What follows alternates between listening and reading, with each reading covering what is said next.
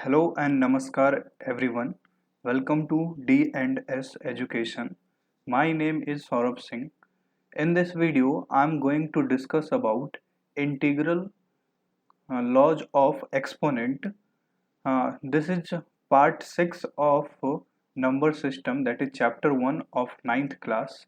If you have not watched previous part of this chapter, then watch those videos first. In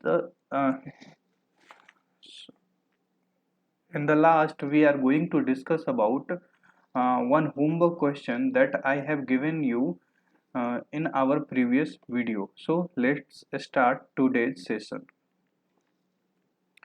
So first we will discuss about laws of integral exponent. Basically, we have 6 or 7 laws of integral exponents that you have already learnt in your previous classes, that is in class 7th and in class 8th. Let's revise these laws one by one. Okay, so in first law, you can see we have a, wait a second. In first law, we can see we have uh, base same and their powers are different. So when bases are same and powers are different, then their powers are added when these two values are in multiplication. You can see these two values are in multiplication, and just opposite to it, if our base is same and powers are different and these values are in division, then their powers are subtracted. You can see in these two laws. Okay, next law says that when we have a value that is a raised to the power m and whole power n, then we multiply these two powers, that is a raised to the power m multiply n. Okay, next we have ab raised to the power n. Now this is similar as this one. No, this is not similar as this one. This is different one.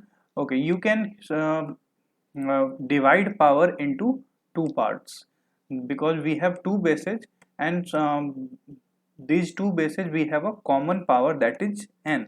Now you can divide this common power n to the two bases. Okay, now here you can see we can divide this as a raised to the power m or b raised to the power n. Now we have a upon b raised to the power n. Again you can divide this in this common power to numerator and denominator, that is a raised to the power n and b raised to the power n. आप इसको दूसरे तरीके से भी सोचते हुए चलो, अगर सपोज हमारे पास RHS वाली वैल्यू रहेगी, जैसे मान लो कि अपना पावर सेम है और बेस डिफरेंट है और जो बेसेज है वो डिवीजन में है, तो उस केस में हम लोग पावर को कॉमन लेके बाहर रखेंगे. ओके, जैसे यहाँ पे भी आप देख सकते हो कि यहाँ पे बेस डिफरेंट है. ओके, सॉरी, यहाँ पे n आएगा, मैंने ये थोड़ा गलत लिख रखा है, इसको आप चेंज कर लीजिएगा. यहाँ a raise to the power n आएगा. Okay, you have to change it. यहाँ भी आप देख सकते हैं कि बेस तो डिफरेंट है लेकिन पावर सेम है, तो आपको क्या करना है, यहाँ पे डिस्ट्रीब्यूट करना है इसको अलग अलग पार्ट में, जैसे यहाँ पे डिस्ट्रीब्यूट किया गया. अब इसको अगर कंबाइन करना है तो आप कंबाइन भी कर सकते हैं कॉमन पावर को पूरे का पावर लेकर. Now we have one more. Wait a second, मैं इसको इरेज कर देता हूँ. अब आप देख सकते हैं कि a raise to the power 1 upon n है. इसका मतलब है कि ये जो n है, ये n यहाँ पे अपने पास अंडर रूट के अंदर के वैल्यू में आ जाएगा. a तो है अंडर रूट के अंदर आ जाएगा और n डिसाइड करेगा कि किस चीज का अंडर रूट होगा, या तो स्क्वायर रूट या क्यूब रूट या जो भी पावर होगा उसके अकॉर्डिंग हम लोग डिसाइड करेंगे. सपोज ऐसे 36 raise to the power 1 upon 2. इसका मतलब क्या हुआ कि हमें इस 2 को तो यहाँ पे लेके आना है, ठीक है, और 36 यहाँ अंडर रूट के अंदर आ जाएगा, तो हमें इसकी वैल्यू निकालनी है. ये वाला लॉ ये बोलता है, ये शायद आपने नहीं पढ़ा हो या पढ़ा भी हो सकते हैं. ठीक, तो अब इन सारे पावर्स का जो लॉज है इनका यूज करके हम लोग कुछ क्वेश्चंस को सॉल्व करेंगे, कुछ एग्जांपल्स देखते हैं. Okay, so first example we have find 64 whole raised to power 1 upon 2, 35 raised to the power 1 upon 5, 125 raised to the power 1 upon 3. Now we will discuss these problem one by one. सबसे पहले first problem.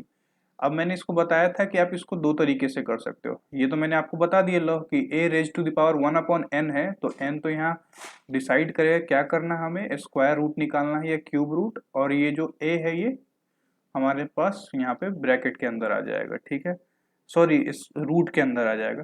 तो 64 1/2 को कैसे लिख सकते हो, 64 का square root, और स्क्वायर रूट निकालना है तो इसको क्या करेंगे हम लोग, पेयर्स बनाएंगे। अब 8 के पेयर में मतलब इसकी वैल्यू हो जाएगी 8। इसको एक तरीके से और आप सॉल्व कर सकते हो, 64 को आप क्या लिख सकते हो, 8 रेज टू द पावर 2 लिख सकते हैं, और इस पूरे का पावर कितना है 1/2, ठीक है।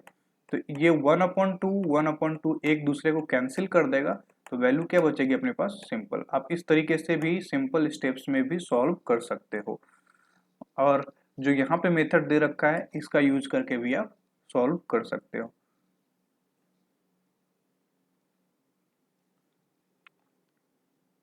Now moving on, we will discuss second part of this question. So we have 32 raised to the power 1/5. Now you know that 1 raised to the power 1/n is written as n root a. Now this 5 means 1/5, this 5 come here and 32 goes into root, अभी root के अंदर जाएगा। अब इसको 5 का मतलब है कि हमें 5 का एक पेयर बनाना पड़ेगा, मतलब 5 का हमें 5 को अरेंज करना पड़ेगा 5 के फॉर्मेट में, और 5 अगर वैल्यू है, एक जैसी 5 वैल्यू है, तो उसके बदले में एक वैल्यू बाहर आएगी, ठीक है। तो यहाँ पे जैसे आप देख रहे हैं 32 को जो हम लोग प्राइम फैक्टराइज करेंगे तो क्या लिख सकते हैं, 2 इंटू 2 इंटू 2 इंटू 2।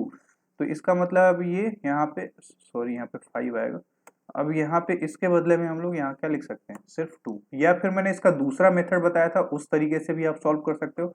32 को क्या लिखोगे, 2 raise to the power 5, direct ऐसे लिख दो, 32 को 2 रेज टू द पावर 5, और इसको 1/5, ठीक है। 1/5 तो पहले से है ये पावर, अब ये 5 से 5 कट जाएगा तो हमारे पास सिर्फ क्या बचेगा, 2। तो इस तरीके से आप ये सिंपल मेथड भी कर सकते हो। 7th 8th क्लास में आपने ये मेथड यूज किया, आपने 9th में ये मेथड यूज नहीं कर रखा है, इसलिए मैंने ये मेथड बताया है, ठीक है। आप इस मेथड से भी इसको सॉल्व कर सकते हो। Now moving on, we will discuss our last question of first part, 125 raise to the power 1/3। तो इसको भी सेम वैसे ही आपको सॉल्व करना है। ये 125 का हमें क्यूब रूट निकालना है, ठीक है। तो 125 का प्राइम फैक्टराइजेशन किया तो 5 इंटू 5 इंटू 5 आ गया। अब 5 का यहाँ ट्रिपलेट बनेगा, और ट्रिपलेट के बदले में एक आ जाएगा, क्योंकि जब स्क्वायर रूट क्यूब रूट निकालना होता है तो यही करते हैं। या फिर इसका दूसरा मेथड ये भी था कि आप इसको ऐसे करो, 125 को क्या लिख सकते हो, 5 रेज टू द पावर 3, और इस पूरे का पावर लिख सकते हैं हम लोग 1 रेज टू द पावर 3। अब ये 3 से तो 3 कट जाएगा, तो बचा सिंपल अपने पास क्या, 5, ठीक है। तो इस तरीके से भी आप इसको सॉल्व कर सकते हो, ठीक है। ये कुछ बेसिक क्वेश्चंस थे जहाँ पे हम लोगों ने लॉज को अप्लाई किया। अब हम डिस्कस करते हैं कुछ और क्वेश्चन को, जैसे यहाँ पे इन क्वेश्चंस को, ठीक है। अब यहाँ पे दे रखा है कि ये 9 रेज टू द पावर 3/2 है। अब इसको भी सॉल्व करने का, हालांकि अपने पास दोनों मेथड है, हम लोग दोनों मेथड से सॉल्व कर सकते हैं। पहले हम लोग इस मेथड की बात करते हैं जो आप लोग नहीं जानते हो, ठीक है। अब 1/n को हम लोग लिखते हैं एन ए। अब अगर यहाँ पे n 9 का पावर 3/2 है, तो इसको हम लोग लिखेंगे, जो इसका जो डिनोमिनेटर पार्ट है ये कहाँ जाएगा अपना, यहाँ बाहर में। ये डिसाइड करेगा कि स्क्वायर रूट निकालें या क्यूब रूट निकालें या फिर जो भी वैल्यू है। और ये जो 3 है न्यूमरेटर, ये आ जाएगा अपना 9 के पावर में, ठीक है। 9 के पावर में आ गया 3, तो यहाँ पे 9 इंटू 9 इंटू 9 आ गया। अब 9 को अगर आप फैक्टराइज करोगे, चूंकि यहाँ पे स्क्वायर रूट निकालना है, तो यहाँ तो पेयर 2 का बन रहा है लेकिन एक 9 का नहीं बन रहा है, तो आप इस पूरे को कर लो फैक्टराइज, या सिंपल 9 निकाल लो और इस 9 के बदले में एक 3 निकाल लो, तो ये जब आपस में मल्टीप्लाई होंगे तो 27 आ जाएगा, ठीक है। या फिर इसका दूसरा प्रोसेस जो हम लोग पहले से करते हैं, 9 को क्या लिख सकते हैं, 3 रेज टू द पावर 2 लिख सकते हैं, 9 को 3 रेज टू द पावर 2, और ये 3/2 है तो इसको 3/2 लिख सकते हैं, ये पावर पहले से गिवन था। अब ये 2 और 2 तो एक दूसरे को कैंसिल आउट कर देंगे, और 3 रेज टू द पावर 3 का मतलब क्या हो गया, 27। तो इस तरीके से भी आप सॉल्व कर सकते हो, ठीक है। Now moving on, we have second part that is 32 raised to the power 2 upon 5. Same ये 5 तो यहाँ आ जाएगा 32 और ये जो 2 है न्यूमरेटर में जो था ये इसका पावर आ जाएगा। अब इसको हम लोगों ने 5 टाइम्स लिख दिया, 32 का पावर 2 है तो मतलब 32 को 2 रेज टू द पावर 5 लिख सकते हैं और फिर ये 2 रेज टू द पावर 5 लिख सकते हैं। तो 5 वैल्यू के बदले में 1 निकालेंगे हम लोग, तो 1 निकाल लिए 2 और इस 5 वैल्यू के बदले में एक 2 निकाल लिए तो इसको भी हम लोग निकाल लिए, तो इस तरीके से आ जाएगा 4। ठीक है, अब यहाँ पे हम लोग वही पुराना मेथड से भी सॉल्व कर सकते हैं। इसको क्या करेंगे, 32 को क्या लिखेंगे 2 रेज टू द पावर 5, 5 से 5 कट जाएगा और 2 का स्क्वायर क्या बनेगा 4। ठीक है, moving on, 16 raise to the power 3 upon 4। अब इसको क्या कर सकते हैं हम लोग, ऐसे ही लिख सकते हैं 16 raise to the power 3 upon 4 को। सिंपल, जो ये 4 है ये बाहर में आ जाएगा और ये जो 3 न्यूमरेटर में था ये इसके पावर में आ जाएगा। अब हमें 4 वैल्यूज के बदले में एक वैल्यू निकालना है, तो 16 को क्या लिख सकते हैं 2 रेज टू द पावर 4, फिर 2 raise to the power 4, 2 raise to the power 4। क्यों लिखा 3 टाइम्स, क्योंकि पावर यहाँ पे 3 है। अब इन सब के वैल्यू में 4 के वैल्यू के बदले में 1 आएगी तो एक वैल्यू आ गई और यहाँ से इसका आंसर मल्टीप्लाई करेंगे तो 8 आ जाएगा। लेकिन यहाँ पे क्या है, इसको हम लोग पुराने मेथड से भी कर सकते हैं। कैसे, इसको लिख सकते हैं 2 रेज टू द पावर 4। ठीक है, और इस पूरे का पावर कितना है 3 अपॉन 4। इस पूरे का पावर कितना है 3 अपॉन 4, तो ये 4 से 4 कट जाएगा और 2 रेज टू पावर 3 की वैल्यू क्या हो जाएगी 8। ठीक है, इस तरीके से आप सॉल्व कर सकते हो। अब लास्ट क्वेश्चन जो है इस वीडियो का उसको हम लोग डिस्कस कर लेते हैं कि 125 रेज टू पावर -1/3 है। अब हमें ये पता है कि अगर कोई वैल्यू माइनस की है, ये मैंने लॉज के स्टार्टिंग में नहीं बताया लेकिन अभी आप जान ले कि अगर किसी भी बेस का पावर जो है वो नेगेटिव है तो उस पर हम लोग डायरेक्ट वर्क नहीं कर सकते, पहले हमें नेगेटिव पावर को पॉजिटिव करना पड़ेगा।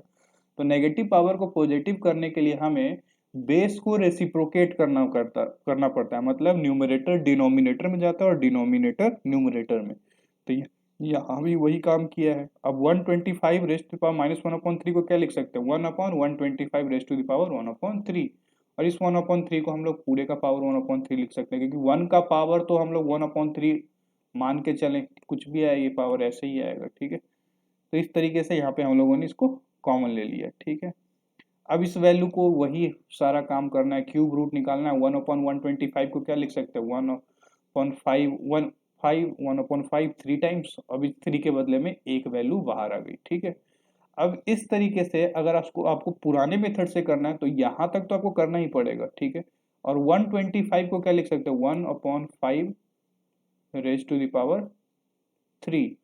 ठीक है, और इस पूरे का पावर कितना है 1/3, तो 1/3 यहाँ मल्टीप्लाई में आ जाएगा। अब ये 3 से तो 3 कट जाएगा तो सिंपल वैल्यू क्या बची अपने पास 1/5। तो इस तरीके से आप इसको सॉल्व करोगे। तो ये सारे इस टाइप के क्वेश्चंस आएंगे। बेसिकली बहुत इजी क्वेश्चंस हैं इनके लॉज ऑफ एक्सपोनेंट के, क्योंकि आप 7th और 8th में इसको पढ़ चुके हो तो ज़्यादा प्रॉब्लम नहीं आएगी इनको सॉल्व करने में। अब हम लोग डिस्कस करते हैं जो लास्ट वीडियो में हम लोगों ने एक होमवर्क का क्वेश्चन दिया था मैंने उसको। तो यहाँ पे क्वेश्चन था a and b are rational numbers and 2/√3 upon 2 minus √3, 2 plus √3 upon 2 minus √3, इसकी वैल्यू दे रखी है a प्लस b√3। अब यहाँ पे a और b की वैल्यू हमें निकालनी है।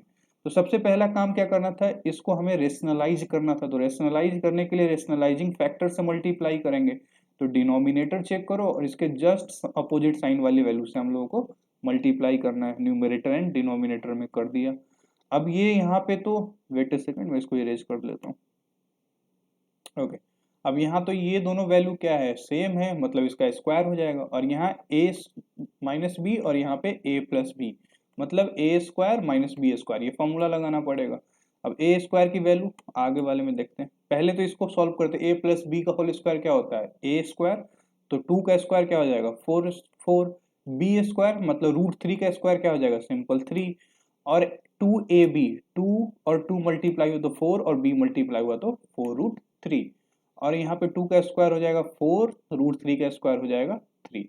अब 4 प्लस 3 मिलके क्या हो जाएगा, सॉरी वेट, यहाँ 4 माइनस 3 किया तो 1 हो गया और 4 प्लस 3 मिलके हो गया 7 प्लस 4√3। अब ये 1 है डिनोमिनेटर में तो इसको शो करना जरूरी नहीं। ये रेशनलाइजेशन कंप्लीट हो गया। अब हमें पता है कि इसकी जो वैल्यू है ये किसके इक्वल थी a प्लस बी √3 के। अब हम लोगों ने इसकी वैल्यू रेशनलाइज करके तो निकाल ली, क्या निकाल ली 7 + 4√3। अब इसकी वैल्यू पहले से दे रखी थी। अब यहाँ पे हमें कंपेयर करना पड़ेगा, तो आप कंपेयर कर लो। कंपेयर करोगे तो पता चलेगा a की वैल्यू 7 हो जाएगी और √3 पार्ट इसके अंदर है, तो b की वैल्यू क्या हो जाएगी 4। तो इस तरीके से आप रेशनलाइजेशन के क्वेश्चंस को सॉल्व करोगे।